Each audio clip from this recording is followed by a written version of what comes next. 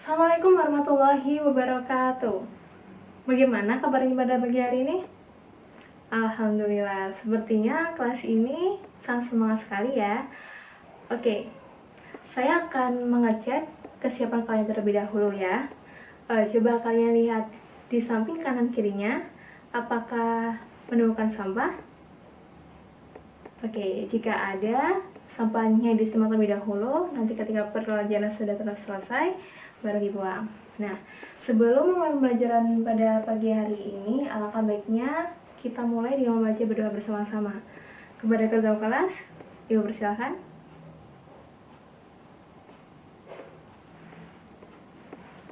Oke, selanjutnya Ibu akan mengecek kehadiran kalian ya. Apakah hari ini ada yang tidak masuk? Oke, semuanya masuk ya. Nah, selanjutnya saya akan bertanya kepada kalian. Apakah ada yang masih ingat pelajaran kita yang minggu lalu? Ya, Fahri? Nah, benar sekali apa yang dikatakan Fahri. Nah, selanjutnya, berhubungan dengan pembelajaran minggu yang lalu, saya akan bertanya lagi.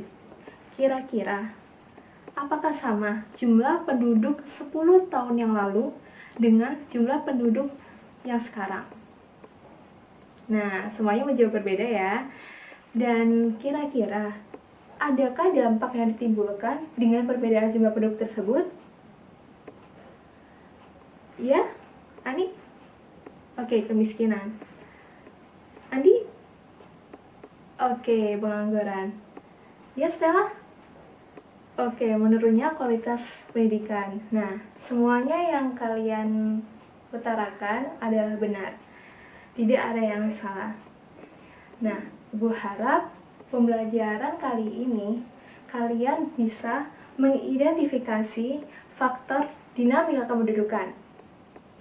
Nah, sebelum memulai pembelajaran, saya mempunyai video yang akan kalian simak bersama-sama. Never before in history have there been so many people on Earth as right now. Our numbers have skyrocketed from 1 billion in 1800 to 2.3 billion in 1940, 3.7 billion in 1970, and 7.4 billion in 2016. The world population increased fourfold in the last century, so what can we expect for the next century? And what does population growth mean for our future? Will there be mass migration, overcrowded slums in megacities covering continents, diseases and pollution, chaos and violence over energy, water and food, and a human species focused only on sustaining itself? Will population growth destroy our way of life, or is this prophecy just ungrounded panic? Oke, menurut kalian dari video yang Ibu tampilkan tadi, apakah ada komentar? Ya, Betty? Nah, benar sekali. Jadi, melalui video tersebut, kita mengetahui bahwa saat ini jumlah penduduk dunia, bahkan di Indonesia sekalipun, jumlah penduduknya meningkat dari tahun ke tahun. Nah, saya akan melanjutkan materi. Oke, pada materi hari ini, kita akan membahas tentang dinamika kependudukan. Nah, sebelum mengetahui dinamika kependudukan itu apa, kita harus mengetahui dahulu apa arti antroposfer. Nah, dari sini ada yang tahu antroposfer itu apa? Ya, Farhan? Oke. Farhan menjawab antroposfer adalah lapisan manusia. Ya, saya akan bahas ya. Antroposfer berasal dari kata antrom. Antro sendiri adalah penduduk yang mempunyai pikiran dan budaya, dan fer yang berarti sebuah lapisan. Jadi, benar yang dikatakan Farhan, antroposfer adalah sebuah lapisan manusia. Dari antroposfer, kita dapat mengenali demografi. Demografi sendiri merupakan ilmu yang mempelajari tentang struktur penduduk serta proses penduduk. Nah, struktur penduduk sendiri meliputi jumlah, persebaran, dan komposisi. Komposisi itu seperti apa, Bu? Nah, komposisi sendiri seperti pekerjaan, jenis kelamin, serta umur. Lalu adapun proses penduduk. Proses penduduk meliputi kelahiran, lalu kematian, serta migrasi. Nah, dari sini ada pertanyaan? Ya, Ratna? Oke, pertanyaan yang sangat bagus. Jadi, Ratna bertanya, apakah struktur penduduk itu bisa berubah? Jawabannya adalah bisa. Nah, struktur penduduk ini bisa berubah karena prosesnya. Misalnya, apabila kematian bertambah, maka jumlah penduduknya akan semakin berkurang. Dan apabila banyak kelahiran, jumlah penduduknya akan semakin bertambah. Ya, seperti itu ya. Nah, selanjutnya kita membahas mengenai mobilitas. Mobilitas sendiri terbagi menjadi dua, yaitu permanen dan non-permanen. Permanen terbagi lagi menjadi dua, yaitu imigrasi internasional dan imigrasi internal. Imigrasi internasional itu seperti apa, Bu? Nah, imigrasi internasional itu ada imigrasi, contohnya adalah misalnya orang luar negeri datang ke Indonesia. Nah, orang luar negeri tersebut dikenal dengan imigrasi. Dan emigrasi yaitu misalnya orang Indonesia yang keluar negeri.